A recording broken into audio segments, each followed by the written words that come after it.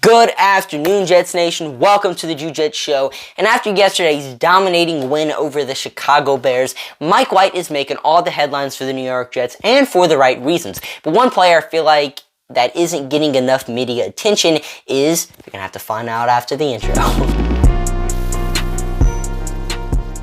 The player I'm talking about is, of course, Zonovan Knight, also known as Bam Knight. So how did Knight get to this point? We signed with the New York Jets as an undrafted free agent out of NC State this offseason, had a pretty nice training camp, and even scored a touchdown in preseason with us, and impressed the New York Jets so much he actually made the original 53-man roster, but was cut a few days later because the Jets were dealing with some offensive line issues, so we brought in their veteran Connor McDermott. But Bam Knight remained on the New York Jets practice squad and actually got elevated to the active roster week 8 after Breece Hall's sad injury, and was a healthy scratch ever since he was activated onto the active roster until yesterday when he was not a healthy scratch. James Robinson was the Jets' healthy scratch. Zonovan Knight was active for the first time in his entire career yesterday, and he made the most out of his opportunity because he had 103 scrimmage yards, 14 carries for 69 yards, 3 catches for 34 yards. So those 103 total scrimmage yards were the most by a Jets player in their first ever NFL game.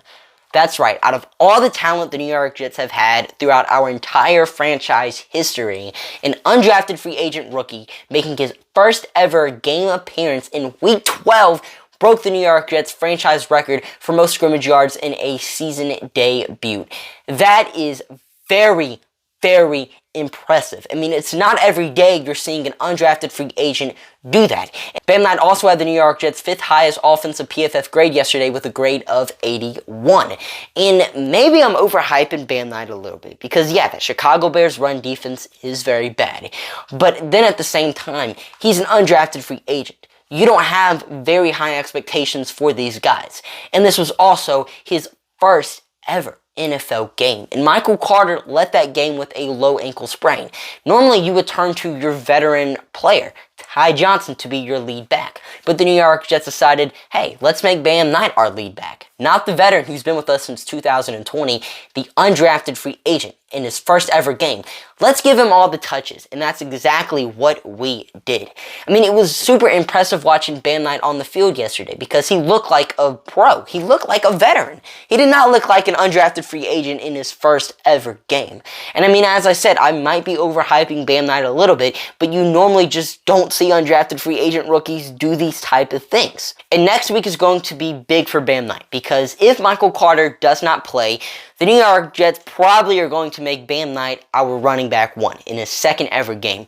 This Minnesota Vikings run defense isn't bad. It's not good. It's solid. It's about average. And if Bam Knight can have a game like he had yesterday against the Vikings, I'm definitely going to have some trust in this guy, and he might even take over Michael Carter's spot as a New York Jets running back too, because Bam Knight, I mean, it just looked really impressive, and he's also a pretty good kick returner as well. But what are you guys' thoughts on Bam Knight's impressive performance yesterday? Comment them down below, and I'm your host, Drew Jets, signing off for now. See you guys later. Peace.